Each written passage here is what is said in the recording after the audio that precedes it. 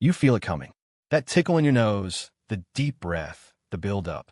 But you're in a quiet room, so you pinch your nose, clamp your mouth shut, and force it back down.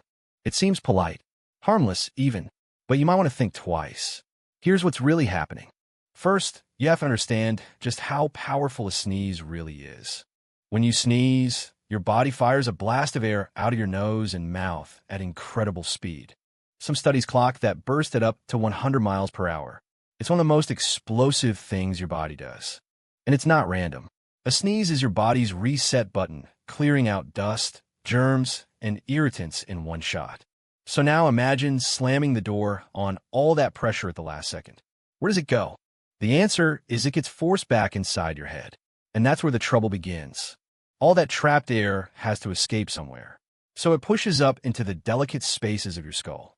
But that's not even the strangest part.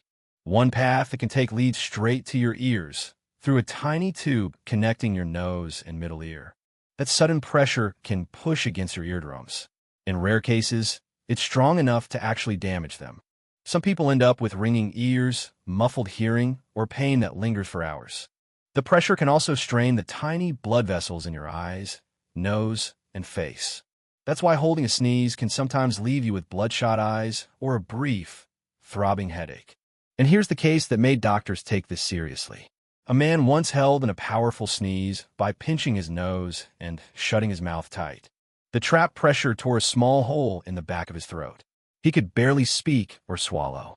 He spent days in the hospital recovering, all from one sneeze that had nowhere to go. Now, before you panic, here's the reassuring truth. For most healthy people, holding the occasional sneeze won't cause any serious harm. These dramatic injuries are rare, and they usually involve a lot of force behind a very big sneeze. But why risk it all? Your body designed the sneeze as an exit, not a thing to fight. Every part of that explosive reflex exists to push irritants out and protect you. So the science is simple. Let it out. Just do it kindly. The healthiest move is to sneeze into your elbow or a tissue, releasing the pressure without spraying germs. You protect your ears, your eyes, and your throat, and everyone around you at the same time. So the next time that tickle builds, don't trap it. Just turn away, cover up, and let your body do its job. Are you a quiet sneezer or a loud one? Tell us in the comments, and subscribe to BrainBites for more.